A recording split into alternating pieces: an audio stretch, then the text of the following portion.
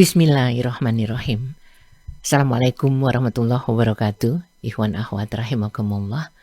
Hari ini kita bersama-sama lagi di acara Kesehatan Islami yang tentu saja diharapkan akan bisa mempersuasi kita semua karena yang hadir adalah ahli di bidangnya, dan mudah-mudahan saja apa yang jadi bahasan kali ini pun pas banget dengan apa yang ingin kita ketahui. Tidak lupa salam selawat kita lantunkan untuk junjungan umat kekasih kita Muhammad Rasulullah Sallallahu Alaihi Wasallam. Semoga kelak kita mendapatkan syafaat beliau ya. Sekaligus juga dipertemukan dengan beliau di saat yang sangat kita rindukan di yaumil akhir. Ikhwan akhwat, seperti biasa untuk Sabtu kali ini yang hadir adalah RM Alfian BRM yang sudah siap di ujung sana untuk membahas tadi sih sebelumnya adalah terkait dengan mengenal obat tradisional, jamu untuk Indonesia sehat. Seperti apa persis dan lengkapnya nanti kita simak dengan telinga jiwa kita ya. Kita sapa beliau. Assalamualaikum warahmatullahi wabarakatuh. Waalaikumsalam warahmatullahi wabarakatuh. Baru masuk ke Jakarta semalam, sekarang udah sehat ya? Udah bisa hadir. Langsung gas. Gas. Oke, jadi beneran ya. Jadi bagaimana kita mengenal obat tradisional yang namanya jamu itu untuk kita semuanya sehat? Iya. Iya, oke. Kalau begitu, monggo silahkan. Baik, terima kasih Mbak Noning dan Mas Ondi yang di belakang meja operator.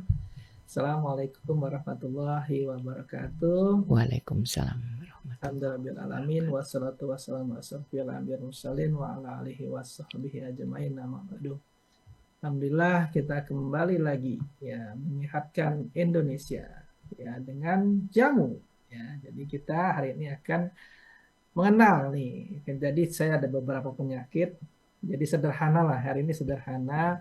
Jamunya apa, tanamannya apa ya. Karena kemarin banyak banget WA tuh, Pak Alfian sakit ini apa, Pak Alfian sakit ini apa, Pak Alfian sakit ini apa. Jadi saya bikin kesimpulan dan ini akan saya bawa untuk ke seminar internasional hari Minggu rencananya. Jadi saya mengenalkan jamu secara tradisional. Jadi bukan secara farmakologi yang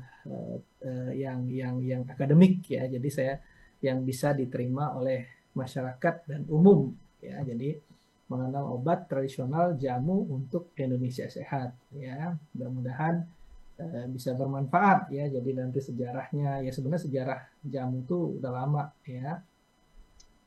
Nah ini kita udah tahu ya, Indonesia ini memiliki spesies tumbuhan yang banyak sekali ya dan berpotensi obat ya. Sampai dulu ada buah merah ya, ada pasak bumi ya, ada apalagi yang terkenal dulu sarang semut ya. Sangat banyak sekali ya, karena kita mempunyai banyak pulau ya, dan kita juga di daerah tropis ya. Jadi daerah tropis ini sangat subur ya. Kalau daerah-daerah lain bisa 4 musim, saat dia dingin dia tumbuhan itu mati ya, saat musim kering apalagi ya. Nah kita ini ya hidup di tropis ya, hanya hujan dan panas ya.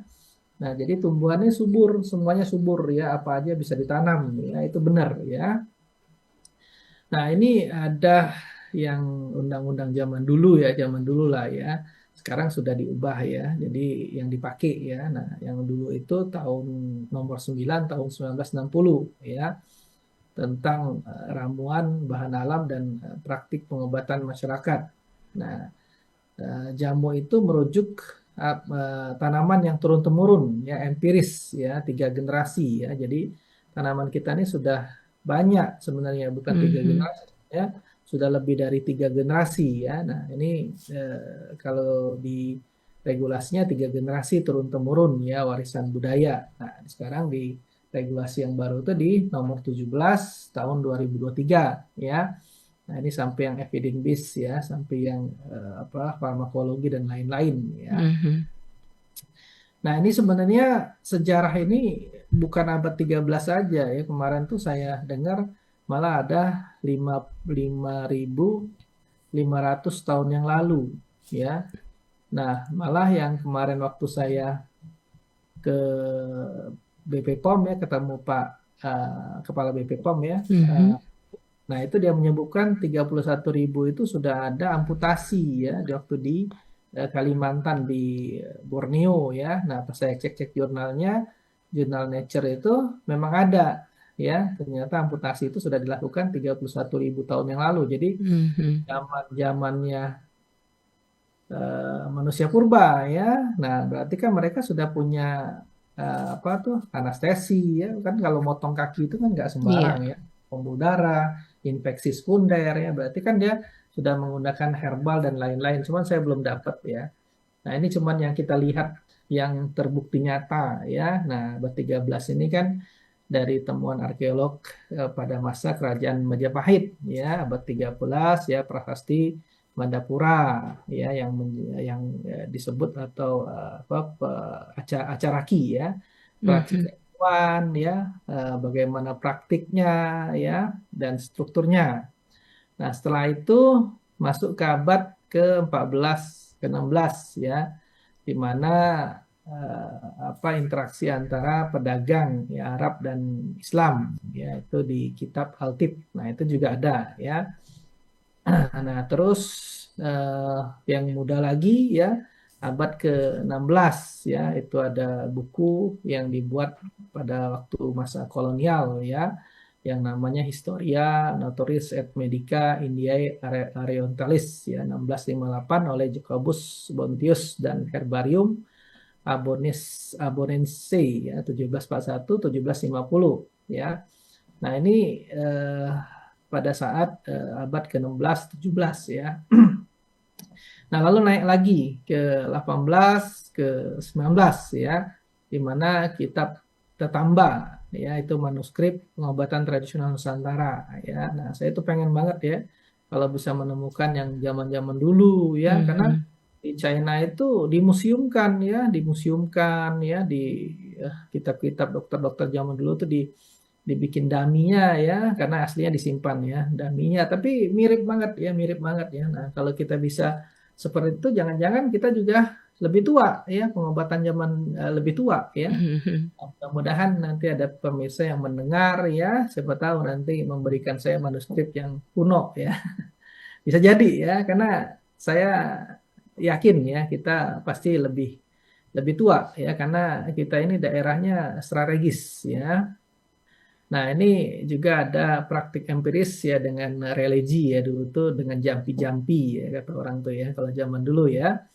Nah, terus ada lagi setelah itu masuk ke Serat Centini ya atau di Kesunanan Surakarta ya, Jamu, Primbon.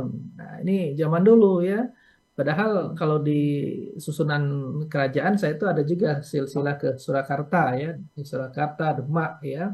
Nah, cuman nggak tahu kemana ya itu apa manuskrip itu ya atau disimpan atau gimana ya. Nah, ini ada eh, di kajian Thomas Horsfield ya dengan Medical Properties of the Principal Vegetable of the Island of Java ya Mhm. 1816 ya menjadi tonggak awal studi botani medis. Nah, terus nanti abad ke-20 itu sudah Hindia Belanda ya mengkaji, mempraktikkan dan mengekspropriasi pemanfaatan tanaman secara sistematis. Nah, lalu pada 1951 ada industri jamu ya, Sido muncul ya. Terus bangkitlah industri jamu saat itu ya, waktu itu dicanangkan oleh Presiden kita ya, Bambang Yudhoyono Susilo Bambang Yudhoyono yang waktu itu tahun 2008 ya. Nah, berlanjut sampai sekarang ya. Kalau sekarang sudah di modern ya, sudah farmakologi ya, sudah diekstrak ya. Nah, ini sejarah-sejarahnya ya. Nah, obat asli Indonesia ini berasal dari tumbuhan, hewan, mineral ya. Sama di China juga ada hewan, ada mineral ya, ada juga tumbuhan ya. Nah, ini ada pengalaman empiris ya dengan Undang-Undang Nomor 17 Tahun 2003 tentang kesehatan ya yang memenuhi aspek keamanan mutu dan manfaat berbasis bukti ya yang berasal dari bahan alam ya diolah teknologi atau hingga modern ya atau Hmm. sederhana ya turun temurun ya dan kearifan lokal atau etnomedicine. Nah, obat tradisional ini tadi sudah disebutkan ya basis bukti empiris ya. Terus tadi juga sudah disebutkan juga literatur klasiknya serat jampi Jawi ya. Terus referensi ilmiah, farmakope, materia medika ya. Nah, di China itu Chinese materia medika. Nah, kita materia medika Indonesia ya. Jadi materia medika Indonesia itu ada 6 ya. Kita lihat tanaman-tanaman Indonesia itu ada semua ya. Terus ada regulasi yang dari BPOM dan lain-lain ya. Nah, keunggulan obat tradisional nih apa sih ya? Jadi kalau misal kita gunakan dengan tepat ya, nah efek sampingnya sangat kecil ya. Nah, terus juga sebagai komplementer ya, jadi meningkatkan kualitas hidup ya. Kayak kemarin saya tuh udah kecapean ya dari Beijing ke Tianjin ya, mau flu-flu, banyak yang flu batuk tuh banyak banget ya, yang di rombongan tuh ya, di rombongan lain ya di negara yang lain ya. Nah, nyambung-nyambung kan kalau flu itu kan karena sudah gatal-gatal saya bawa herbal ya, herbal stamina ya. Jadi sebelum kena saya minumin aja daripada saya kena ya. Hari ini ya alhamdulillah ya sampai pulang nggak jadi flu itu ya. Jadi sudah nyebar-nyebar tuh ke orang Thailand juga kena ya. Jadi ya namanya kita satu ruangan ya, 21 orang ya dari seluruh dunia ya. Ada 13 negara ya, 8 negara ya, 8 negara, 8 negara ya. Nah, ini terjangkau ya berbasis alam lokal ya, terus biayanya dapat meningkatkan produk yang telah terus distandarin. Nanti bisa distandarin kalau sudah fitofarmaka ya. Terus bisa digunakan untuk mandiri ya. Terus bisa juga memberikan efek sinergis ya atau antioksidan, antiinflamasi ya, imunomodulator, mendukung keseimbangan fisiologis tubuh ya. Jadi ya bisa dipakai bersamaan. Misalnya kita mau BAB, kita makan lidah buaya dengan daun sendok ya. Nah, itu bisa bersifat sinergis ya atau untuk imunitas bisa juga ya. Nah, kelemahannya ya efek farmakologisnya bersifat kompleks ya karena dia multikompon ya, tidak seperti obat medis. Jadi obat medis pasti lebih cepat ya. Terus variabel bahan bakunya, nah ini susah terstandarisasi ya kecuali tadi fitofarmaka ya. Terus kestabilan fisiknya, karena dia ini bersifat higroskopik ya, menyimpan air. Jadi dia suka jamuran ya. Nah, terus keterbatasan uji klinis ya, fitofarmaka itu cuma berapa ya, nggak banyak ya. Jadi uji klinis yang sudah fitofarmaka itu sangat sedikit ya. Terus suka resikonya terkontaminasi ya dengan mikroorganisme ya. Standarisasi untuk penyimpanan pengepakan tuh perlu sekali ya. Nah, ini dasar dari ilmu obat tradisional adalah etnobotani ya, hubungan antara manusia, tumbuhan ya, memanfaatkan sebagai obat ya. Terus ada lagi etnofarmakologi ya, mengkaji, mengetahui, mengintegrasikan penelitian ilmiah. Ada lagi kemotaksonomi ya, menganalisa berhubungan ke kekerabatan tumbuhan ya, berdasarkan senyawa kimia ya. Ada lagi zoofarmakognosi ya, pengamatan perilaku hewan dalam menggunakan tumbuhan sebagai bentuk pengobatan alami. Jadi kita lihatin hewan kadang-kadang dia kayak kucing kan, dia lagi mual-mual dia makan rumput ya, makan rumput dia bisa sembuh ya. Nah, itu juga bisa kita perhatikan ya. Nah, ini ada penggolongan dari obat tradisional ya. Kalau jamu itu logonya seperti ini, dia tidak terstandarisasi ya. Dia tidak melalui tahap uji preklinik dan klinik ya, hanya turun temurun ya. Nah, ada lagi OHT ya, obat herbal standar bentuknya seperti ini ya. Logonya ada kayak bintang-bintang 3 ya. Nah, dia terstandarisasi. Terus dia melalui uji praklinik ya, toksisitas dan praklinik uji hewan ya. Nah, ada lagi di atasnya fitofarmaka. Nah, ini sudah semua uji ya, uji pada manusia, uji hewan ya, uji toksisitas ya dan terstandarisasi ya. Nah, ini contoh-contoh jamu, contoh-contoh obat herbal terstandar, contoh obat fitofarmaka ya. Simuno itu obat herbal ya dari meniran ya. Nah, itu sudah fitofarmaka ya. Nah, ini ada tanaman eh, obat atau jamu yang bisa digunakan untuk asam urat. Nah, jadi saya bikin ini eh, sederhana ya, pengetahuannya sederhana, tapi bisa digunakan ya. Jadi asam urat ini sudah kita ketahui ya. Asam urat ini penyakit metabolik ya. Jadi yang menyebabkan apa tuh deposisi kristal monosodium urat ya pada sendi. Jadi bengkak-bengkak sendinya merah ya, terus nyeri ya, panas ya. Nah, itu ya karena apa? Konsumsi makanan tinggi purin ya, seperti daging merah, jeroan ya, seafood ya, alkohol ya. Terus ada juga faktor genetik atau riwayat keluarga, obesitas ya, terus juga kondisi medis tertentu ya seperti hipertensi ya, diabetes mellitus dan penyakit ginjal ya. Nah, ada juga penggunaan obat-obat tertentu ya yang bisa meningkatkan apa asam urat ya seperti diuretik ya dan aspirin ya. Nah, itu biasanya dia akan mempengaruhi ekskresi asam urat ya, jadi naik asam uratnya ya. Nah, ini ada tanaman-tanaman yang bisa menghambat, yang bisa mengatasi ya dari mekanisme dari GOT ini ya, atau asam urat ini ya.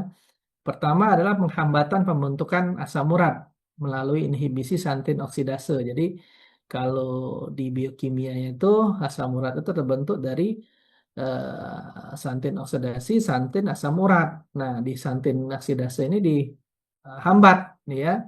Nah, seperti tanaman anting-anting, ya, ada lagi daun sendok, ya, ada lagi kayu secang, ya. Nah, ini bisa untuk menghambat santin oksidase, ya, tempuyung juga bisa, ya. Nah, ada lagi untuk meningkatkan ekskresi pengeluaran, ya, diuretik, ya, karena kalau kita minum air putih banyak, sebenarnya asam urat juga keluar, ya. Nah, ini bisa dibantu dengan tanaman lain, ya, seperti rosella, bunga rosella, ya, terus juga bisa dengan daun selindri, ya.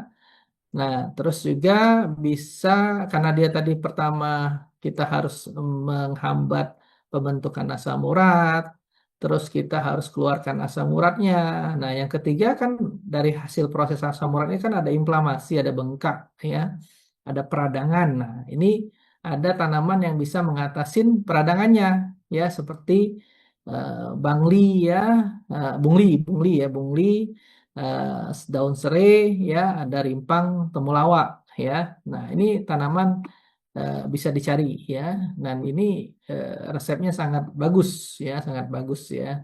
Bisa digunakan ya. Nah, ada lagi pegalinu ya. Ini saya sebutkan satu-satu tapi tidak formulasi ya. Jadi biar lebih gampang dicari ya. Nah, pegalinu ini kan sering banget terjadi ya. Kalau kita udah kecapean ya, atau kita olahraga fisik tanpa pemanasan ya, atau ada cedera otot ya, atau postur tubuh yang tidak ergonomis ya, misalnya duduknya terlalu begini ya, atau duduknya terlalu nunduk atau terlalu tegang ya, nah atau dehidrasi ya, kurangan minuman atau kurang minum ya, atau aktivitasnya fisiknya kurang ya, stres ya, kelelahan fisik ya, ataupun mental. Nah, mentalnya lebih penting ya. Kadang-kadang sakit mental ini malah kemana-mana ya sakitnya ya. Terus keseimbangan elektrolit ya. Jadi secara fisiologi nyeri otot lebih berkaitan dengan mikro kerusakan serabut otot ya. Dan proses inflamasi lokal dibandingkan dengan penumpukan asam laktat ya. Jadi ya, kayak saya pulang dari China ya, nyambung ya dari apa Beijing, Tianjin, Chengdu ya, pulang lelah sebenarnya ya. Nah, tapi karena kita tadi sudah biasa apa olahraga ya, kemarin saya juga paksakan ya sebelum berangkat tuh saya harus olahraga ya. Pokoknya saya meningkatkan fisik ya. Jadi sudah latihan dulu sebelum berangkat tuh karena udah tahu ya di sana tuh pasti melelahkan ya. Nah, ini ada tanaman-tanaman yang bisa untuk mengatasi pegal linu ya. Nah, seperti untuk analgesik ya. Nah, bungli ini bisa untuk analgesik ya. Cengkeh. Nah, cengkeh ini udah banyak ya. Banyak orang menggunakan essential oil cengkeh untuk spa, untuk urut ya. Nah, ini sangat bagus ya. Saya juga punya dari cengkeh. Ini cengkeh nih. Ya dari cengkeh ya. Nggak kelihatan kali ini.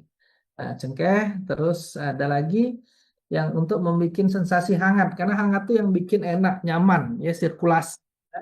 Nah, itu biasa kita gunakan jahe ya, atau bawang putih, atau gandaspura. Ya, gandaspura itu yang kalau kita campurin dengan essential oil itu, nah itu dikasih gandaspura tuh enak banget ya, hangat-hangat ya. Jadi sirkulasi darah ya. Nah, terus juga ada sebagai antiinflamasi ya tadi anti nyeri, sekarang antiinflamasi, anti bengkaknya ya mungkin ada bengkak-bengkak yang sudah mikro tadi yang kerusakan otot ya cedera misalnya ya atau trigger point ya yang berenjel-berenjel itu kan suka kalau kita dipijit itu ada berenjel-berenjel ya. Pas sudah dipijit berenjelnya dihilangkan sudah hilang kan sudah enak ya. Nah, itu bisa kita gunakan seperti temulawak ya, serai ya. Nah, ini sangat efektif ya, dia bisa menurunkan rasa nyeri dan peradangan ya. Nah, ini sangat bagus ya, sangat bagus sekali ya. Tanaman-tanaman ini bisa digunakan ya. Dan ini sederhana, saya tampilkan secara sederhana ya. Nggak usah tinggi-tinggi karena nanti susah ya. Soal kelas ya, akademik ya. Tapi kadang-kadang saya juga iseng ya, daripada bosen kalau yang terlalu standar-standar ya. Nah, kadang-kadang harus mengetahui ya, biar kita lebih paham, maksudnya lebih mudah untuk mencerna yang misalnya farmakologi atau yang lain ya. Nah, di hari ini biasanya fesesnya encer ya, biasanya 3 kali 24 jam itu 4 kali lebih ya moncor lah ya. Nah, kenapa ya? Karena biasanya infeksi ya, virus, bakteri, parasit, terus intoleransi makanan ya. Kadang-kadang kita intoleransi laktosa atau sensitif terhadap gluten ya, bisa juga ya, atau alergi makanan tertentu ya. Ada juga penggunaan obat-obatan ya, antibiotik atau lagi obat laksatif ya. Kita nggak bisa BAB, kita menggunakan laksatif ya atau konsumsi makanan atau minuman yang terkontaminasi ya atau gangguan fungsi atau inflamasi pada saluran cerna ya. Nah, ini ada tanaman-tanaman yang bisa membantu ya untuk diare ya. Nah, ini ada yang bersifat astringen ya, dia bisa mengurangi sekresi usus ya seperti buah nona ya, terus antimikroba yang menghambat pertumbuhan patogen penyebab diari ya. Hadas ya, hadas ini bisa kita gunakan ya. Atau ada lagi antispasmodik yang merendahkan kram usus. Jadi kalau kita diare kan kadang-kadang nyeri di perut ya. Sampai melilit ya, sampai sakit ya, sampai kram ya. Nah, ini bisa kita gunakan menta atau peppermint ya. Ada lagi agen suportif yang membantu memperbaiki fungsi saluran cerna. Ya, kadang-kadang kalau kita sudah BAB berkali-kali kan luka ya lecet ya. Nah, ini bisa kita gunakan jali ya. Nah, ini tanaman bisa ditemukan semua ya. Nah, ada lagi kebalikan dari diare, susah BAB ya, sembelit ya, atau dia susah untuk mengeluarkan fesesnya ya, kurang serat kata orang tuh ya, atau panas dalam kata orang yang sering ya. Nah, ini asupannya memang seratnya rendah biasanya. Terus aktivitas fisiknya kurang ya. Kadang otot peristaltik usus itu perlu dibantu ya dengan kita jalan, dengan kita bergerak ya. Jadi peristaltik usus itu bergerak ya sehingga BAB-nya lebih bagus ya. Nah, terus mungkin kekurangan air ya, dehidrasi ya. Terus dia juga menggunakan obat-obat tertentu, antidepresan atau opioid ya. Antidepresan ini kan dia membuat rileks. Jadi otot-ototnya rileks juga ya. Jadi malah susah mendorong ya. Nah, terus juga menahan buang air besar ya. Kadang-kadang wah kita tanggung-tanggung menahan ya. Ada kondisi lain juga ya seperti hipotiroid ya, diabetes ya atau gangguan fungsi usus ya. Nah, tanaman untuk konstipasi ya ada yang bersifat laksatif ya, laksan atau laksatif ya yang bisa merangsang peristaltik usus ya seperti daun sena ya atau daun jati Belanda ya. Tapi daun sena ini hati-hati ya, kalau yang sensitif langsung moncor ya. Terus ada juga agen book forming ya, yang meningkatkan volume feses ya melalui penyerapan air. Jadi dia lebih lebih apa ya, lebih basah ya, lebih lembab ya. Nah, ini bisa dengan daun sendok ya. Ada lagi pendukung pencernaan ya, pepaya nih. Makanya kan kalau orang makan pepaya itu biasanya lancar BAB-nya ya. Pepaya itu memang mengencerkan feses ya, bisa mendukung pencernaan kita ya. Nah, ada juga modulator hepatobiliar ya, yang mendukung fungsi pencernaan seperti kunyit ya. Ada lagi agen pelumas yang membantu melunakkan feses ya, seperti minyak biji bunga matahari ya, atau minyak zaitun ya. Nah, ada lagi untuk hipertensi. Nah, ini penyakit-penyakit yang saya sebutkan yang sering terjadi ya, maksudnya yang sering sering apa di masyarakat ya. Nah, hipertensi ini ya karena tadi ya makanannya 4 sehat 5 sembarangan ya. Dia awalnya makannya bagus ya. Tiba-tiba makanannya sudah makanan yang 4 sehat 5 sembarangan ya. Jadi akhirnya pembuluh darahnya itu lumutan ya. Nah, bisa juga karena genetik ya, genetik. Terus juga, nah tadi yang konsumsi garam berlebih ya, terus kurang aktivitas fisik, ya obesitas ya, penambahan usia yang menyebabkan penurunan elastis pembuluh darahnya ya, kaku pembuluh darahnya ya, getas ya, atau merokok, alkohol ya. Nah, terus ada lagi kondisi-kondisi tertentu ya, misalnya yang dia ada ginjal ya, ada DM ya, atau gangguan hormonal. Nah, ini sangat sangat semua sangat pengaruh ya. Nah, ada lagi eh, tanamannya ya, yang untuk mekanisme dari tensi tadi ya, hipertensi. Nah, bisa kita gunakan tanaman yang melebarkan pembuluh darah ya, atau sebagai vasodilator ya. Nah, vasodilator ini bisa meningkatkan relaksasi pembuluh darah ya, seperti alpukat ya, bawang putih ya, kumis kucing ya. Nah, terus ada lagi diuretik yang membantu menurunkan volume cairan ya, seperti alang-alang ya, dan belimbing wuluh ya. Kalau kencing kita lancar keluar, natrium klorida keluar, nah biasanya tensinya turun ya. Nah, ada lagi yang bersifat sedatif ya, karena kadang-kadang orang tensi tinggi karena stres ya. Nah, kita perlu juga yang menurunkan stres ya, aktivitas sistem saraf simpatis ya. Jadi dia menurunkan simpatis ya, yang menggebu-gebu tadi ya, kalau parasimpatis yang lemes ya. Nah, seperti ketumbar ya, pala ya. Makanya kalau pasien-pasien yang suka suka dia apa eh, stres ya, saya suka kasih pala ya, sama minyak pala ya. Ada minyak pala, terus saya kasih akupuntur ya di lintang, di pahunya ya, supaya dia jadi rileks ya, jadi rileks ya. Jadi orang tensi tinggi ini bisa juga karena stres ya, itu. Nah, ada lagi DM, ya, diabetes, ya, mellitus, ya. Nah, ini karena akibat dari kadar glukosanya, ya, meningkat, ya. Nah, akibat dari pengaruh produksi insulinnya, ya. Nah, DM ini bisa tipe 1, bisa tipe 2, ya. Tipe 1 itu dia sudah rusak, ya, sel beta pankreasnya.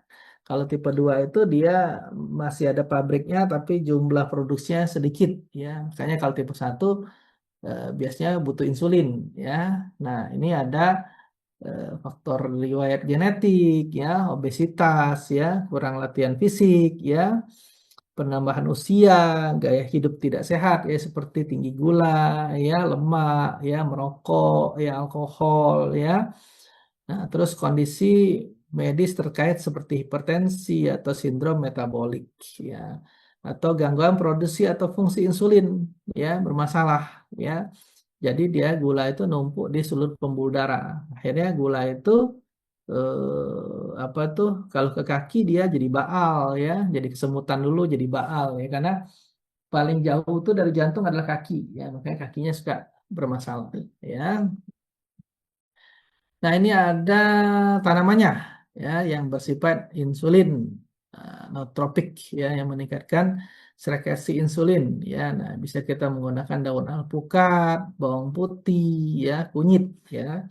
Ada lagi insulin sekret, ini yang bisa merangsang pelepasan insulin ya seperti ciplukan ya, sambiloto ya, mengkudu ya. Nah, ada lagi insulin sensitif ya yang meningkatkan respon ya jaringan terhadap insulin seperti sambung nyawa ya.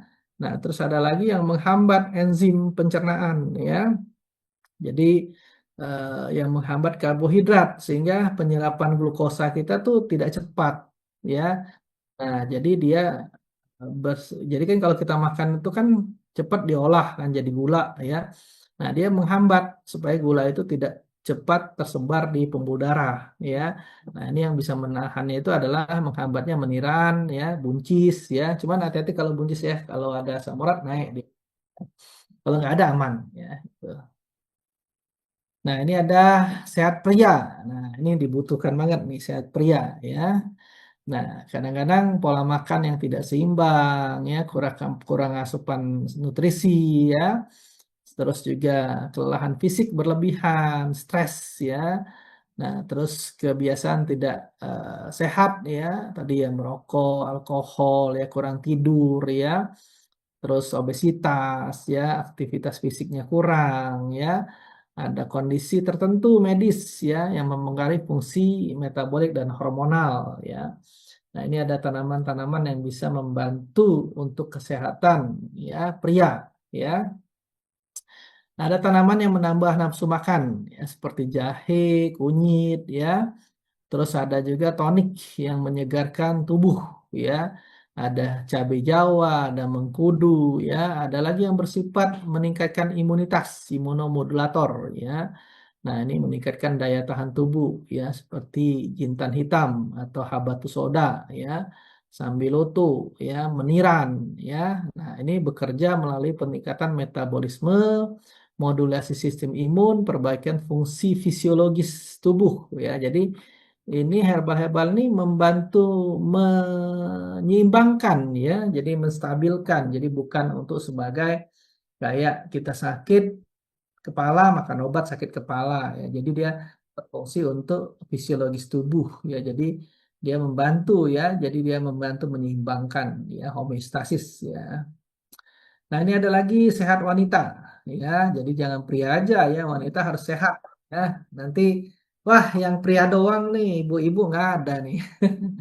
Ya, nah ada yang kurang pola makan tadi ya seimbang ya, malas makan ya, aktivitas fisiknya kurang ya, terus gangguan kesehatan reproduksi ya seperti infeksi atau keputihan ya, stres. Nah, perempuan ini lebih banyak stres ya. Sebenarnya bapak-bapak yang banyak kerja ya, tapi perempuan lebih stres ya. Kadang-kadang perempuan ini psikologinya lebih lebih lebih berperasaan ya.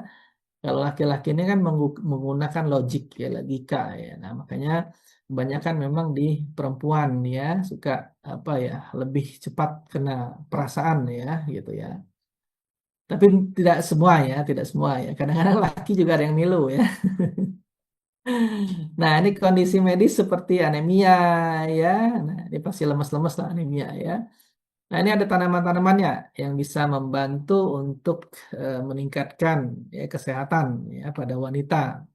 Nah, ada yang bersifat tonik atau adaptogen ringan ya yang meningkatkan vitalitas seperti temulawak, secang ya. Terus sebagai imunomodulator ya meningkatkan daya tahan tubuh ya, habatus soda bisa digunakan, sambiloto bisa digunakan sama kayak pria tadi ya. Nah, ada agen pendukung pembentukan darah ya karena perempuan ini suka menstruasi kan. Jadi dia perlu tambahan ya asupan untuk membantu apa pembentukan sel darah ya. Nah, biasanya yang mengandung zat besi ya, kayak bayam ya, buah bit ya. Nah, ini mengandung zat besi. Jadi dia meningkat ya, jadi bagus ya. Nah, ini peningkatan metabolisme, terus sistem imun ya, terus proses eritropoiesis ya. Nah, ini ada jamu beras kencur yang bisa kita buat ya. Wah, ini warnanya putih ya salah, yang hitam ya. Jadi nggak kelihatan ya, tapi kelihatan lah ya. Nah, beras kencur ini pernah kita buat juga ya waktu di Rasil kalau nggak salah ya. Beras kencur, kunyit asam ya. Nah, ini bahannya beras kencur ya, jahe, beras ya. asam jawa, kunyit, bunga cengkeh ya. Nah, ini formulasinya untuk apa ya? Dia senyawanya terkandung flavonoid, polifenol, minyak asiri ya sebagai apa? Antioksidan, antiinflamasi, imunomodulator. Makanya kalau kita minum beras kencur tuh pegel-pegel kita hilang biasanya ya, capek-capek gitu tuh pegel kita hilang ya, berkurang langsung ya, karena dia sebagai antiinflamasi, antioksidan dan imunomodulator ya. Nah, kalau misalnya kita mau pilek-pilek boleh juga ya, atau lelah ya. Nah, itu bisa kita bikin juga ya. Jadi ini sangat membantu banget ya bagi pendengar radio Rasil ya. Jadi bisa digunakan ya. Nah, ini ada bahan-bahannya 15 gram ya, rimpang kencur ya, ada 4 gram rimpang jahe ya, ada 60 gram beras putih ya, ada 5 gram asam jawa, ada 5 gram rimpang kunyit, ada 5 kuntum buah cengkeh ya, ada 15 gram gula aren atau gula batu ya, tergantung yang mau ya. Ada garam secukupnya ya biar ada rasa aja taste ya. Terus airnya 1000 ml air ya. Nah, kalau mau lebih ya kalikan aja. Ya, kalau misalnya tetangga juga minta ya, nah buatkan aja lebih kali lipat ya. Nah, prosesnya bagaimana? Jamu beras kencur ini kita cuci dulu. Semuanya kita cuci bahannya, kita iris iris, ya, kita kupas ya, kencur, jahe, kunyit ya. Nah, itu biar bersih ya. Nah, beras tadi kita rendam dulu ya selama 2 sampai 3 jam ya. Lalu nanti ditiriskan, sudah agak kering kita sangrai api kecil ya, sampai dia tuh kecoklatan baunya harum ya. Sampai nanti kering kita haluskan ya. Jadi kayak bubuk-bubuk kasar itu ya. Nah, lalu kita didihkan air ya. Air tadi dengan api kecil ya. Sudah didih apinya kecil, kita masukkan kencur, jahe, kunyit, ya, asam jawa, bunga cengkeh, gula aren dan garam ya. Kita rebus 10 sampai 15 menit ya. Nanti airnya berkurang setengahnya ya. Nah, terus kita tutup ya, jangan sampai kita buka ya. Jadi biar minyak sirihnya nggak kemana-mana ya. Nah, setelah itu kita matikan ya. Nah, bubuk beras tadi yang sudah jadi tadi kita masukkan ya, kita aduk-aduk aja sebentar ya, jangan lama-lama ya, tapi dimatikan ya, 5 sampai 10 menit lah kayaknya ya. Kalau lebih terus apinya hidup jadi beras ya, jadi bubur ya, jangan sampai jadi bubur ya. Nah, diaduk-aduk ya, terus baru kita saring ya. Nah, itu sudah bisa disajikan ya, enak nih beras kencur ya. Nah, ada lagi jamu kunyit asam. Ya, kunyit asam ini biasa kita gunakan untuk kalau perempuan tuh haid ya, nyeri haid ya. Tapi ya laki-laki juga boleh minumnya, nggak ada masalah ya. Nah, ini mengandung kurkumonoid ya, flavonoid, polifenol ya sebagai antioksidan dan antiinflamasi. Makanya kalau yang wanita menstruasinya nyeri ya, dia bisa ya karena meredakan peradangan ya. Terus dia melancarkan menstruasi ya. Nah, ini ada 10 gram rimpang kunyit, ada 6 gram asam jawa, ada 0,1 gram biji pala, ada 0,05 kulit kayu manis ya. Terus ada 15 gram eh, gula aren ya atau gula batu ya. Terus ada garam secukupnya, air 1000 ml air ya. Terus prosesnya kunyit dan asam jawa, prosesnya pembuatan jamu kunyit asam jawa diawali dengan membersihkan ya, pasti membersihkan dulu ya, dibersihkan dulu dengan air mengalir ya, terus rempang kunyitnya di blender ya atau digeprok juga boleh lah ya, tapi biasanya memang di blender ya. Terus rebus api, lalu kecilkan, lalu masukkan ya kunyit yang sudah halus tadi, asam jawa, biji pala, kulit kayu manis ya, gula merah atau gula batu serta garam ya.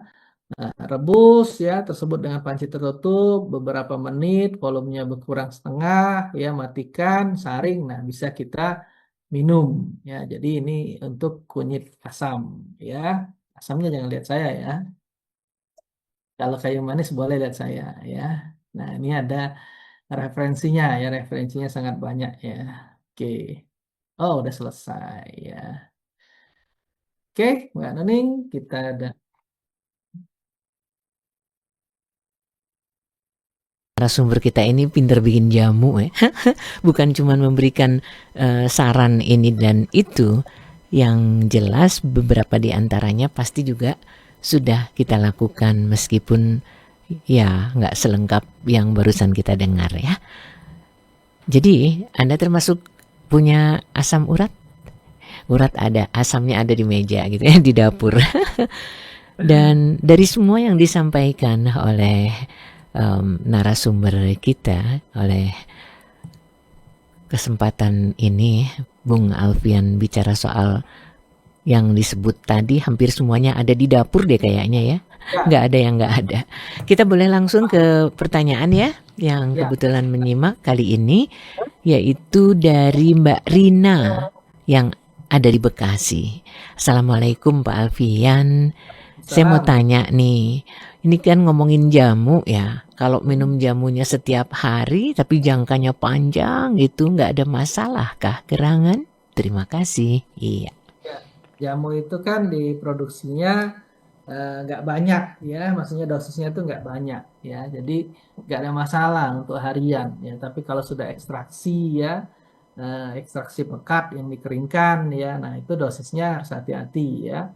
Memang jamu itu bisa jadi ekstrak cair, tapi kan sedikit ya. Kalau misalnya ekstrak pekat, ekstrak kering itu kan sudah dia dosisnya tinggi ya. Jadi kalau misalnya kita minum beras kencur, kunyit asam misalnya ya, dicampur-campur ya. Nah, satu botol itu mungkin 500 mili ya. Kita bikin 500 mili, kita minum pagi, siang, sore nggak masalah ya. Nah, itu saya juga suka minum ya. Tapi ya kalau saya lagi nggak enak aja rasanya. Kalau misalnya pengen deh agak-agak panas dalam nih ya. Kalau misalnya lagi lemes-lemes, nah saya minum biasanya ya. Nah, tapi kalau untuk hari-harian sih jarang saya ya. Karena bikinnya males. Bikinnya males. Kalau lagi bikinnya tuh langsung sekaligus ya, langsung banyak ya. Tapi harian nggak masalah ya, nggak masalah. Karena itu dosisnya tidak tinggi ya. Gitu. Di samping tidak ditambah bahan-bahan pengawet kan, kalau yang namanya jamu, jadi pasti aman gitu ya. Oke. Baik, mudah-mudahan Mbak Rina kalau tiap hari memang harus minum jamuan aman ya. Pertanyaan kedua itu dari Garut nih, dari Ibu Rahma. Kalau misalnya tips sederhana untuk membuat jamu sehat yang kita bikin di rumah untuk keluarga juga, itu boleh kan ya dibagikan? Boleh, saya juga nerima. Terima jadi ya. Jadi Mbak Rahma bikin aja, kalau bisa di-upload juga nggak masalah ya, karena kan ini sebuah ilmu. Yang menyebar ilmu dapat pahala cuy. Benar, sangat setuju. Oke, jadi nggak masalah ya Mbak Rahma. Kemudian ini dari Depok nih. Dari Depok ada Pak Dedi. Assalamualaikum. Saya jadi pengen tahu deh, gimana sih kerjanya jamu yang bisa membantu tubuh kita sedemikian rupa itu? Oh, jamu bisa kerja ya? Silahkan dijelaskan. Ya, jadi jamu itu kan punya metabolit sekunder ya. Metabolit sekunder itu dari tanaman tersebut ya. Dia juga mempunyai metabolit primer ya untuk dia makan karbohidrat ya, protein dan lain-lain. Nah, tapi yang kita gunakan itu adalah metabolit sekundernya ya. Nah, metabolit sekunder itu ada flavonoid, ada polifenol ya, ada saponin, ada astringent dan lain-lain ya. Nah, farmakologinya itu ya, farmakologi itu bagaimana kita mempelajari mekanisme kerja dari tanaman herbal tersebut ya. Nah, tanaman herbal tadi macam-macam ya, secara gampangnya gini aja lah. Orang dulu, zaman dulu kalau mencret ya, minum daun teh ya, minum teh ya, pekat-pekat ya kalau zaman dulu. Kalau enggak ada daun jambu biji, ambil rebus ya, tambahin ketumbar, tambahin kunyit ya, tambahin garam sedikit ya. Nah, itu ternyata setelah diteliti ya, daun teh itu dia mengandung tanin ya, jadi sebagai absorben ya, jadi dia mengikat air ya supaya kita nggak mencret ya. Nah, terus sama kayak si daun jambu biji ya. Nah, daun biji itu bisa juga ya mengeraskan feses ya. Terus kunyit itu untuk antibiotik, terus satu lagi itu ketumbar untuk menghangatkan lambungnya ya, jadi lebih enak kentut-kentut dia ya. Nah, kalau iya, karena kalau orang diare itu kan pasti kan kembung ya, kembung, nggak enak lah, nggak nyaman ya. Nah, dengan adanya ketumbar tuh bisa menghangatkan di perut ya. Nah, itu secara tradisional itu. Nah, terbukti sekarang ternyata ya. Mhm. Karena farmakologinya seperti itu, sederhana aja ya. Misalnya tadi kayak tadi asam urat. Nah, asam urat itu kan terjadi ada santin oksidase, santin asam urat ya, santin oksidase, santin asam urat. Nah, sebelum dia jadi asam urat, dihambat dia, ya. Nah, seperti Hmm. tanaman tadi, secang, ya, tempuyung, ya, apalagi tadi tuh. Nah, itu dia bisa menghambat santin oksidase, ya. Nah, cari lagi tanaman-tanaman yang bisa inflamasi, ya, seperti kayak tadi itu cengkeh, ya. Makanya saya bikin minyak cengkeh ini sangat efektif, ya, buat orang urut-urut, ya, tidak, Mhm. ya, kayak gini ya kalau orang urut ya. Nah, cengkeh ini sangat berpengaruh ya. Nah, jadi mekanisme tanaman herbal itu seperti itu ya, jelas ya kalau menurut saya. Misalnya orang susah tidur ya, udah kita kombinasi dengan terapi, kita kasih herbal pala atau valerin ya, pasti dia akan tidur ya. Cuman Mhm. kerjanya lebih lambat dibandingkan obat medis ya, nggak cepet ya, karena obat medis itu satu senyawa ya. Nah, kalau herbal ini multi kompon, banyak senyawa. Dia cari kerja dulu reseptor mana, Mhm. baru dia ketemu, nah baru dia bekerja. Ya, seperti itu. Ya. Oke. Baik, Oke. lanjut dengan Ibu Sari yang ada di Tangerang. Assalamualaikum, Pak Alfian. Salam warahmatullahi wabarakatuh. Adakah kondisi tertentu seseorang yang harus menghindari jamu-jamuan atau aman untuk semua orang minum jamu? Iya. Ya, jadi kalau misalnya ada kasus seperti apa ya misalnya, misalnya apa ya? Misalnya, nah misalnya dia tensinya rendah, ya. Mhm. Nah, tensinya rendah kan berarti kan kita harus meningkatkan tensinya, ya. Nah, jangan sampai tanaman itu yang menurunkan tensinya, ya, jangka panjang maksudnya ya. Mhm. Karena dia tuh tensinya rendah, ya pasti kan kita kasih garam, ya, atau kopi, ya. Nah, kopi itu kan meningkatkan epinefrin. Nah, tapi dia sering minum yang herbal-herbal yang diuretik ya, atau tambahan sambiloto, terus herbal diuretik misalnya seledri ya, bawang putih ya, sambiloto ya, terus kunyit ya. Nah, itu kan menurunkan tensi. Nah, malah kelingan ya, malah kelingan ya. Jadi nggak nyaman dia berdiri ngong. Ada satu siswa saya tuh, dia suka bikin empon-empon ya. Nah, padahal rendah darahnya tuh bukan darahnya lagi apa? HB-nya tuh rendah kan, kalau volume darah berkurang biasanya tensi juga turun ya. Ternyata tensinya juga rendah ya. Nah, karena HB-nya rendah, tensinya rendah, dia sering bikin Mhm. popon-popon, suka berdiri tuh kelengan. Nah, dia tanya ke saya, apa sih yang suka bikin apa ya? Nah, ternyata disebutin dia ya. Nah, saya bilang boleh minum popon-popon, kombinasikan dengan tanaman-tanaman yang meningkatkan eh, tensi ya, yang meningkatkan kebugaran ya. Nah, akhirnya dikombinasikan dia aman ya. Jadi sebenarnya harus tahu ya. Jadi nggak sembarangan juga. Jadi harus tahu misalnya kayak tadi orang mau BAB nih, dia sembelit nih. Dia menggunakan daun sena atau jati Belanda. Tahu-tahu dia menggunakan daun teh ya, atau jambu biji, nggak jadi BAB. Mhm. Ya, nah itu harus tahu. Ya harus belajar juga sih sebenarnya ya, bagaimana mekanisme dari biokimia, terus patofisiologi ya, farmakologi ya. Nah, jadi kalau untuk keluhan, untuk penyakit ya sebaiknya belajar. Tapi kalau untuk kebugaran sih nggak masalah ya, untuk kesehatan ya. Kalau misalnya untuk preventif ya itu.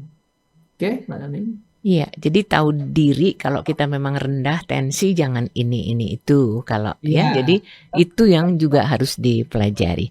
Baik, iya, berikut dari Jakarta nih dari Pak Ahmad, Pak Alfian, iya. caranya bedain jamu yang benar-benar alami dengan yang sudah dicampur bahan kimia berbahaya gimana ya? Atau semua harus bikin sendiri? Kalau gini, kalau gampangnya itu herbal tuh pasti sifatnya pelan.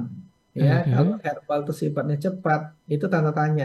Ya, pasti mengandung bahan kimia obat. Ya, nah kalau ekstrak itu bisa kita lihat, kita buka, ya kita lihat, kita buka. Nah dia ada nggak butiran-butiran putih kayak obat, ya. Nah mhm. kalau memang ada ya biasanya mengandung bahan kimia obat. Ya hati-hati ya. Terus juga apalagi ya selain itu eh, karena herbal itu nggak mungkin cepet ya. Herbal itu pasti lambat kerjanya. Kalau dia cepet tanda tanya, ya tanda tanya. Nah kalau dia mengandung BKO, repot Mhm. nanti ginjal kita yang bermasalah ya. Apalagi obat-obat golongan corticosteroid ya. Nah jadi Moonfish segala macem ya. Nah tapi kalau misalnya dia tidak mengandung campuran, aman-aman aja ya. Nah yang khawatir itu mengandung campuran BKO ya. Caranya seperti itu sih kalau mau tahu cepatnya ya. Jadi hasilnya itu chest plank biasanya. Karena Mmm, herbal itu nggak mungkin chest plank ya, pasti lambat kerja. iya. Oke. Lanjut dengan pertanyaan dari siapa nih? Oh, dari Bung Hendra yang ada di Cikarang. Kalau anak-anak atau lansia itu bukan orang dewasa biasa, ada nggak rekomendasi khusus dari Pak Alfian? Apakah aman baik itu anak-anak atau orang yang sudah lansia? Terima Oh, kasih. Ya. maksudnya konsumsinya, Mm-mm. konsumsi dari herbal tersebut buat anak-anak sama lansia. Aman atau tidak? Ya, Hmm? jadi dosisnya aja. Kalau misalnya anak-anak ya dosisnya jangan terlalu banyak, setengah dari dewasa ya. Lansia juga sama, setengah dari dewasa ya. Karena kan pertama berat badannya berbeda ya. Terus juga Mhm. hmm,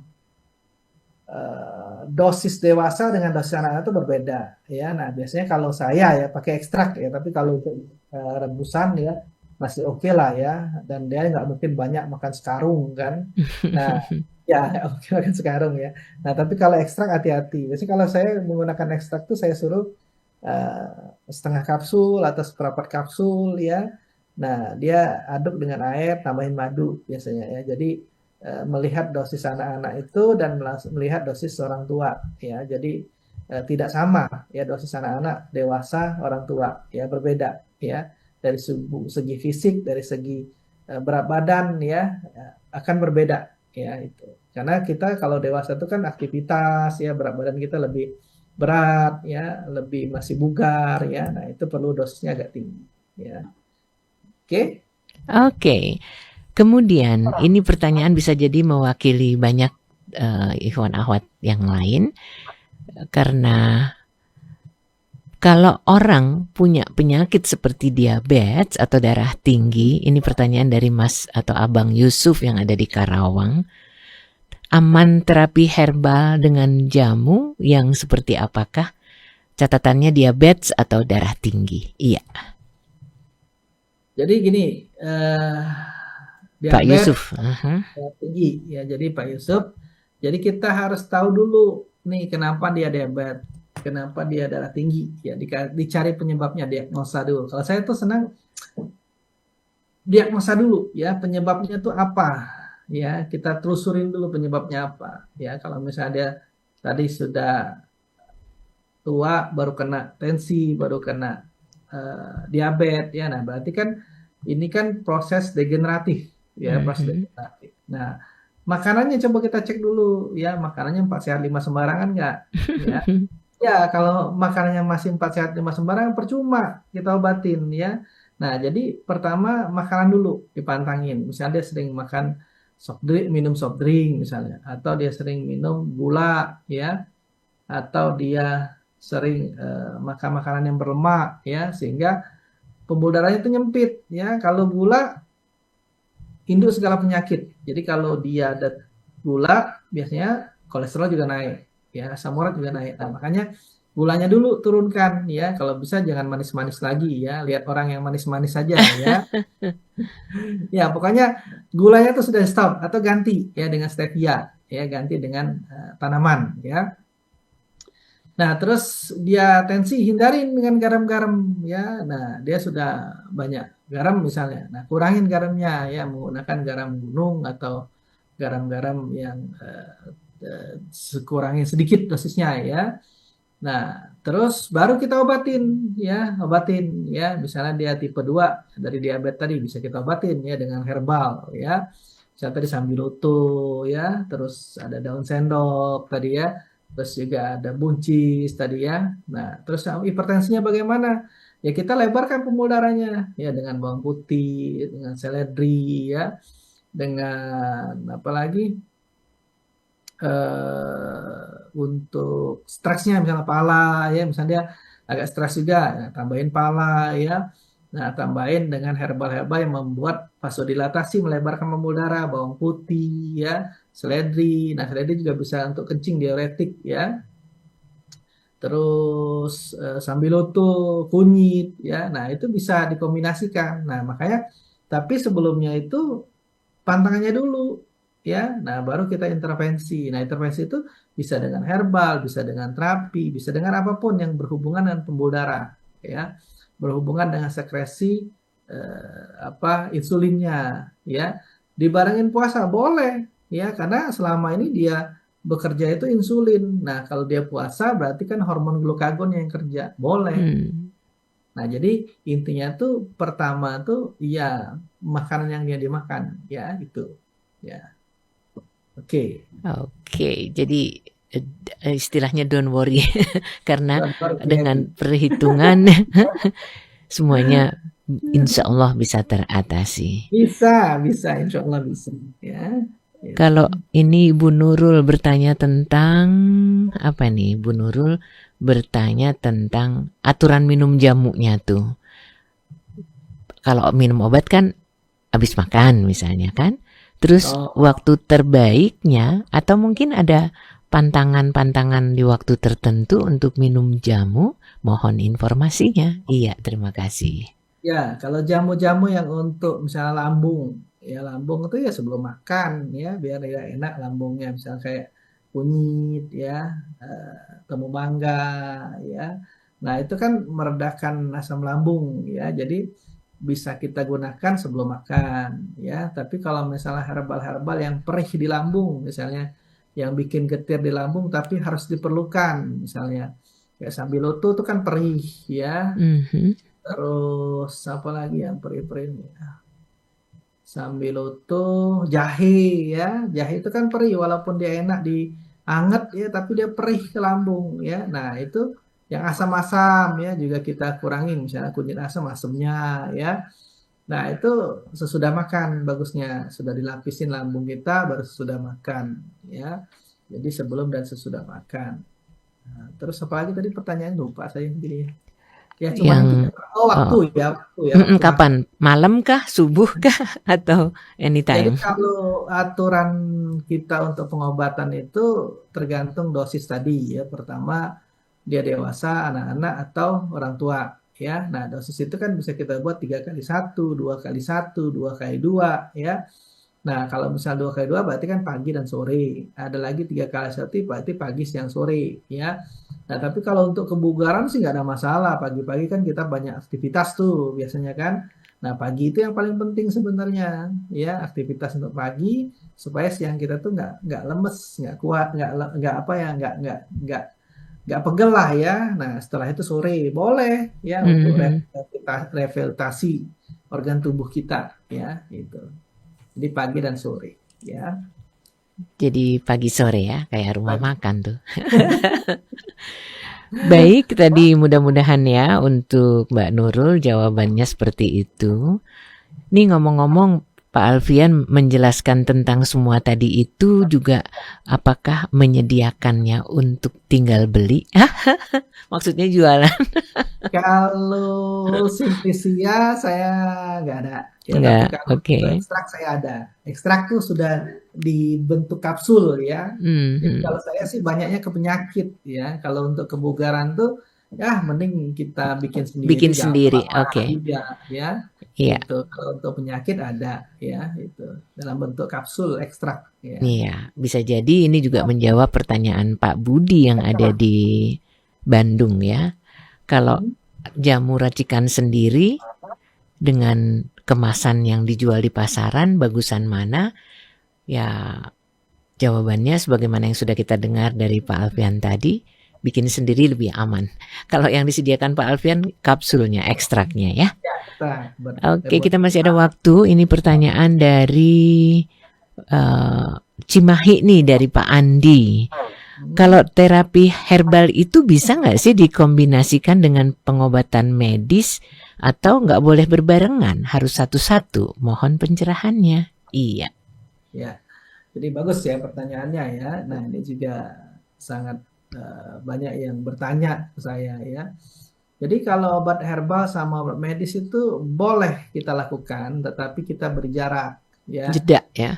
Ya, beri jeda 1 atau sampai 2 jam ya supaya tidak terjadi interaksi antara herbal dengan obat medis ya. Nah, kadang-kadang ada terjadi interaksi ya, misalnya dia menggunakan warfarin ya. Terus kita herbal kita bawang putih ya. Nah, nanti terlalu encer darahnya ya. Jadi memang bagusnya diselang, dijeda 1 sampai 2 jam. Boleh herbal dulu, boleh obat medis dulu. Nggak ada masalah ya. Kalau saya selalu begitu ya. Karena nggak mungkin orang sudah diabetes, misalnya udah lama makan obat diabetes, kita stop dengan herbal, nggak bisa, ya karena dia udah kebiasaan, dia sudah cepat kerjanya. Nah, kita pelan-pelan gantikan, ya. Setelah pola hidupnya, pola makannya beres, ya, terus kita kasih herbal, si insulin sensitivitas insulinnya meningkat, ya. Nah, baru kita lihat hasil labnya, ya. Kalau HbA1c-nya turun, bisa kita kurangin obat medisnya. Seperti itu kalau saya biasanya, ya nggak bisa di stop langsung ya langsung lonjakan ya bahaya ya itu. Oke. Oke, lanjut lagi. Kita masih punya waktu ya. Pertanyaan yang dikirim dari daerah mana nih? Oh, dari Sukabumi ya. Diminta oleh Mbak Fitri, pertanyaannya itu di dalam kesehatan Islami, konsumsi jamu bagian dari ikhtiar menjaga kesehatan, berarti sebelum sakit, begitukah gerangan? Iya, betul kali ya. Ya, jadi kalau kita sebelum sakit ya lebih baik ya daripada sudah sakit ya. Kan ngobatin kalau udah sakit. Kalau Lebih sebelum lama pencegahan. maksudnya ya preventif ya lebih lama. Nah, kayak kemarin tadi saya cerita yang ke Mbak Nuning tadi kan, saya berangkat dari Beijing ya, Jakarta Beijing, nyambung lagi ke Tianjin, nyambung lagi ke Chengzhou ya. Di awal itu sudah ada yang batuk-batuk ya mungkin dia kecapean ya. Sudah ada yang flu ya. Nah, sudah tuh gantian ya, gantian. Terus pindah ke Tianjin ada lagi yang gantian ya. Di Chengzhou ada lagi yang gantian ya. Nah, saya pikir wah repot juga nih kalau walaupun batuk pilek kan kita lemes juga kan, demam juga pasti kan karena ada yang sekunder kan. Nggak bisa nih, saya pengen jalan gitu kan. Penasaran nih namanya kita di negara orang kan, saya penasaran ke Beijing. Habis dari apa tuh kita lecture apa tadi habis kita apa belajar ya apa kelasnya sudah habis, kita jalan. Sayang Iya, dong kalau diem aja. nggak mau kita jalan kan, selesai itu jam 4:30, masih ada waktu kita sampai saya main ke apa tuh Popmart Land ya. Udahlah cari Titi, udah jalan gitu kan. Terus ke Tianjin itu kita jalan lagi kemana ya saya lupa, ke daerah-daerah situ ya. Ada kayak kolosium ya, bagus banget itu ya. Pokoknya kita cari-carilah pokoknya ya. Terus pas di Chengzhou juga sama ya. Sayang kan sudah kita jauh-jauh gitu kan. Ya sudah tadi sudah selesai ya sudah kita jalan. Nah, kalau kita fisik kita sakit kan nggak bisa kita mau kemana-kemana. Nah, caranya sebelum sakit saya konsumsi ya herbal stamina ya. Terus saya konsumsi untuk radang ya. Terus saya konsumsi obat gastritis ya yang herbal, dari herbal ya. Karena di sana kan sudah banyak cabai ya. Cabainya tuh minyak cabai kayak itu ya, sama mala itu Bu, apa Mbak Nuning, apa Sichuan mala ya. Nah, mereka tuh pedesnya tuh pedes ke lambung ya, pedesnya ke lambung ya. Nah, jadi mungkin mereka udah biasa kali ya. Nah, jadi dia juga bikin dari apa tuh buah-buah difermentasi itu kayak vinegar, kayak jadi apa? Kayak asam itu ya, kayak bawang tuh dijadikannya asam fermentasi itu jadi asam ya. Nah, itu nggak bagus juga kalau kita nggak kuat lambungnya ya. Nah, jadi saya udah siapin semua tuh, udah pastilah kalau berangkat tuh pasti bawa ya. Jadi preventifnya ya kalau mau jangan sampai mau terjadi flu ya, kalau bisa stop dulu, jangan sampai kena dulu ya. Nah, repot ya.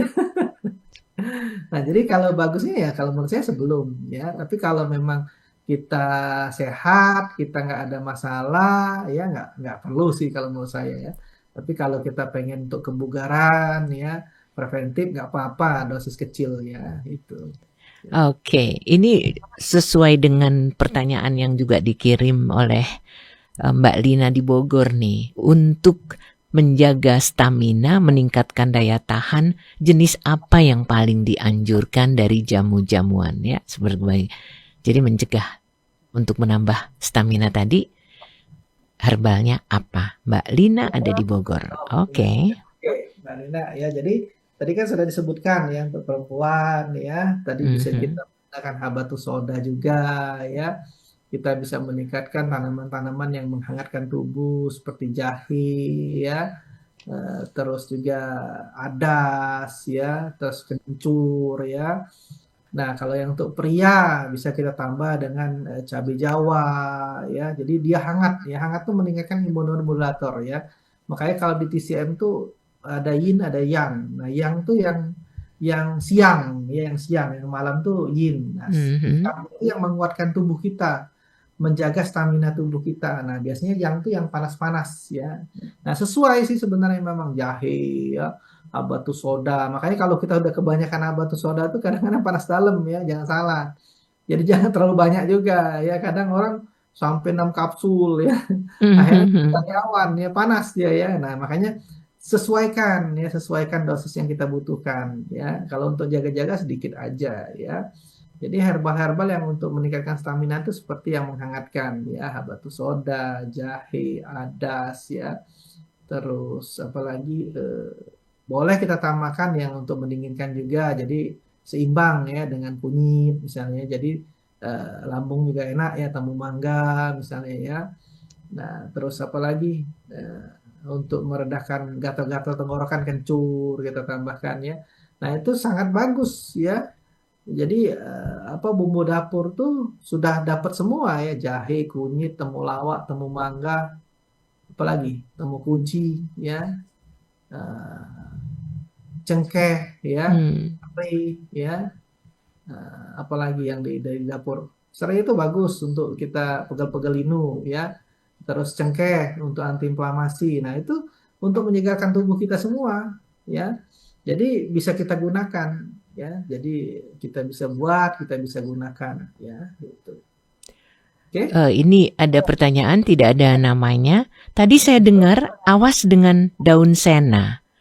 Emang bahayanya apa ya daun sena? Oh, Ya, oh. jadi Sena itu kalau bagi yang sensitif ya dia moncor banget ya. Jadi kan dia kan tadi buat untuk sembelit ya. Jadi kalau orang sembelit itu bisa kita gunakan daun jati, Belanda atau daun Sena. Nah, daun Sena tuh biasanya lebih moncor ya. Nah, tapi kalau misalnya dia nggak sensitif nggak masalah ya. Tapi kalau dia sensitif biasanya moncor malah diari nanti ya. Maksudnya hati-hati bagi yang sensitif ya. Tapi kalau misalnya dia sensitif mending jati Belanda dulu ya. Hmm. Atau pepaya makan satu buah sehari ya, pagi siang sore ya. Dipotong-potong aja satu buah itu ya. Itu. Oke. Oke, daun sena. Ya, ya, memang Sena. sih. Em, ini Banyak orang orang yang diet pakai daun Sena ya BAB doang ngapain? oke. Kalau tadi bayam itu luar biasa sekali karena banyak mengandung zat Zat besi. besi. Ada kaitannya dengan mengganggu asam urat kah dari Ibu Intan? Ya, kalau ada asam urat, bayam naik asam uratnya. Ya, Padahal kan bagus zat besinya tinggi ya. kan cari yang lain, masih ada yang lain. Misalnya tadi buah bit, ya. Nah, Hmm. jadi kalau ada asam urat ya ganti yang lain. Ya, jadi kalau kita ada sesuatu yang bermasalah di kita ganti yang lain. Jangan kita samakan. Makanya kadang-kadang banyak orang kan, misalnya Mbak Nuning nih, oh saya pakai ini enak nih, segar segala macam. Tahu-tahu yang orang tadi ada asam urat, dia pakai Nggak juga bisa ikutan nggak ya. bisa gitu kan. Makanya disesuaikan dengan kondisi tubuh seseorang tersebut ya. Jadi Oke. tidak bisa sama ya itu. Ada orang suka asin, ada orang nggak suka asin, ada orang suka asam, ada yang nggak suka asam, ya kan? Suka Nah, asin kalau dia nggak darah tinggi nggak apa-apa ya. Kalau nah, ada nggak darah apa-apa. tinggi nggak Kalau boleh. dia darah rendah pakai pakai garam dia bagus ya, nggak kelengan dia. Tapi kalau Hmm, orang tensi pakai garam sudah. Pak Alfian, tambah. saya nggak makan dagingnya, saya makan kuahnya. Lah, kuahnya itu dia. Sama aja. Oke, ini yang terakhir terkait dengan yang nggak suka dengan bawang putih karena aromanya seperti itu bisa dieliminir dengan cara seperti apakah? Karena bawang putih kan ternyata banyak sekali manfaatnya. Ya, bawang Iya, putih itu bisa diapain? bikin bau badan ya, Mhm. bisa bikin perih di lambung ya karena getir ya. Nah, kalau dia sensitif dia bau badan nggak enak, bau badan yang karena bawang putih ya. Nah, tapi bawang putih itu bisa kita fermentasi ya, kita bikin black garlic ya, black garlic namanya ya. Nah, bisa kita menggunakan rice cooker ya, rice cooker yang nggak digunakan, jangan rice cooker yang kita pakai untuk masak nasi ya bau ya. Jadi rice cookernya dipisahkan ya, rice cooker yang memang Mhm. kita nggak gunakan ya. Nah, nanti dibersihkan dulu bawang putihnya, ya sudah bersih, baru kita masukkan di rice cooker tersebut ya. Nah, nanti kita cetek itu, nggak dicetek ya, kita colok aja, dicetek juga ya, di WAM pokoknya bukan di cook ya, pilih yang di WAM, bukan yang di cook ya, yang di WAM ya. Nah, Beda tuh ya. beda, beda, ada cook, ada WAM kan. Nah, kita Mhm. pilih WAM ya, WAM sudah kita susun rapi, kita tutup dengan aluminium foil ya. Nah, kita klik WAM ya. Nah, diamkan aja selama 7 hari, 3 hari kita bolak-balik ya. Terus sampai 7 hari kita lihatlah sudah berubah belum. Biasanya dia tuh hari ke 10 lah, yang agak bagus ya. Mhm. Nah, nanti dia akan hitam ya, jadi black garlic. Nah, itu biasanya getirnya kurang ya. Getirnya kurang untuk bau badannya jadi kurang ya. Nah, itu bisa kita konsumsi ya dan bisa dikirim ke saya ya gitu. Oke, menarik sekali bahasan hari ini, Ikhwan Akhwat. Bagaimana mengenal obat tradisional yang namanya jamu itu untuk kesehatan kita, untuk Indonesia sehat. Nah, sebelum nanti ada closing idea dari narasumber kita, kalau mau catat, beliau bisa dihubungi di 0813 8326 2040. Sekali lagi 0813 8326 2040. Dan kalau pas lagi ada di Indonesia nih ya, beliau praktek di Jalan Ruyung A20 nomor 7, Pondok Kelapa, Duren Sawit, Jakarta Timur. Ini rumah sehatnya Alfian ya. Jalan Ruyung A20 nomor 7, Pondok Kelapa, Duren Sawit. Durennya bukan duda keren ya. Oke, kita ada di penghujung, jadi kita simak yuk Ikhwan Ahwat closing idea dari um, abang kita, kakak kita, narasumber kita, RM Alfian, BRM. Silahkan. Ya, jadi kita tadi bahas tentang bagaimana menyehatkan Indonesia, ya Indonesia sehat, ya. Nah, jadi tanaman-tanaman kita nih sangat kaya, ya sangat kaya sekali, ya bukan kaya-kayaan, ya kaya sekali. Kata orang ditanam, ditaruh aja batangnya bisa tumbuh, ya benar ya, itu karena kita memang daerah tropis, ya daerah tropis. Nah, makanya siapa tahu nanti ada yang apa punya apa punya manuskrip yang lama ya terus ada pemerintah yang mendukung atau ada funding ya nggak tahulah siapa nanti ya ya kita bisa bikin museum ya museum yang mengenalkan tanaman Indonesia kalau di China itu dibikin dia diawetkan ya sampai hewan mineral ya tumbuhan bagus di kaca-kaca ya ditaruh di kaca-kaca. Wah, sangat bagus ya. Saya tuh mimpi banget kali ya. Ya, siapa tahu nanti kenyataannya. Kayak kemarin kan lagi mimpi kan ceritanya kan langsung di Hmm. Great Wall tahu-tahu tiba-tiba di Great Wall kan. Bercanda-bercanda. Nah, jadi tanaman kita ini sangat kaya ya, bisa kita gunakan untuk pengobatan ya. Ada golongannya jamu, ya jamu itu empiris turun temurun, ada golongan lagi OHT, obat herbal standar melalui uji praklinik, uji hewan, toksisitas, ada lagi fitofarmaka ya dengan uji klinik, uji praklinik, uji toksisitas ya. Nah, tanaman-tanaman yang bisa kita gunakan tadi banyak sekali ya untuk sembelit, untuk diare, untuk diabetes, untuk hipertensi, untuk sehat pria, sehat wanita ya, untuk asam urat ya dan lain-lain ya. Nah, tanaman tersebut itu tersedia di dapur kita Hmm. ya, kebanyakan di dapur kita ya, kalau nggak ada ditanam lah di depan ya, saya nanam di depan ya. Jadi semua tanaman itu sangat bermanfaat ya. Nah, kalau misalnya kita menggunakan ekstrak ya kita perhatikan dosisnya ya, tapi kalau kita menggunakan rebusan masih aman dalam jumlah kecil ya, bukan jumlah besar. Nah, terus jangan lupa kita tidak bisa sama dengan orang lain ya. Kita harus tahu kondisi tubuh kita, kita ada asam urat atau ada diabetes atau ada hipertensi ya. Nah, terus sesuaikan dosis itu dengan anak-anak, pria, dengan dewasa, dengan orang tua ya. Dosis itu sangat berbeda ya.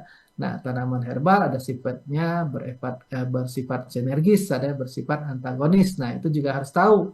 Jangan sampai kita mau BAB, kita sembelit, pengen BAB, kita menggunakan herbal-herbal yang membuat kita malah konstipasi atau Iya. jadi susah BAB ya. Itu. Terima kasih. Sekali lagi terima kasih untuk kehadiran Kesehatan Islami bersama Bung RM Alfian. Dan bahasannya mudah-mudahan mempersuasi kita semua, membuat kita semakin paham untuk tidak menyia-nyiakan ciptaan Allah berupa tumbuh-tumbuhan yang bisa membantu kita untuk jadi jauh lebih sehat. Terima kasih sekali lagi Bung Alfian, juga untuk Sama-sama, Mbak. sahabat-sahabat yang ada bersama-sama Radio Silaturahim di daerah, yang ada di mana saja tuh, banyak ya. Satu di antaranya yang ada di Aceh juga salam katanya untuk teman-teman yang lain. Semoga yang di Semarang, Radio Silaturahim, yang ada juga di Banyuwangi, di Magelang itu Radio Almas ya. Kemudian juga Radio Latansa di Sukabumi, yang di Jogja juga Radio Silaturahim. Kalau memang bersama-sama dengan acara ini mudah-mudahan terpersuasi. Di Bondowoso juga ada, di Batam, di Palembang. Sekali lagi terima kasih untuk semuanya. Billahi taufiq wal hidayah. Wassalamualaikum warahmatullahi wabarakatuh.